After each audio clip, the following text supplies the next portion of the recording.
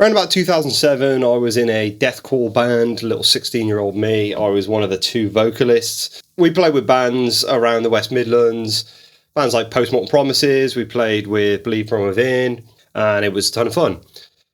I initially started off as the bassist of this band. I've been playing bass since I was about 14. And something that I really didn't like at the time was the bass parts to all the music that I was into. Deathcore, death metal, black metal, etc. was just so simple.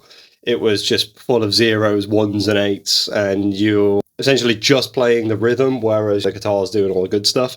And I was very interested in bands like Necrophagist, where you've got some amazing bass lines. I always loved the bass in Seven, Only Ash Remains, Stillborn One, of course, Fermented Off the Discharge. And you can go back to things like Hammer Smash Face by Cannibal Corpse. But there seemed to be no one doing anything interesting in the deathcore scene till I saw the As Blood Runs Black playthrough of In Dying Days, which is a playthrough of the bassist and the two guitarists. No drummer, no metronome, just raw dogging it. And that was a revelation to me.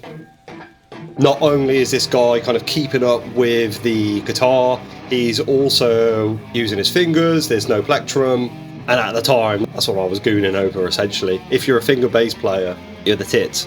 And I think this live playthrough just became so incredibly popular, to the point where it's actually amassed more views than the album itself that contains the track In Dying Days on YouTube. If you look at the video, a good 70 to 80% of the comments are all just praising the bass player.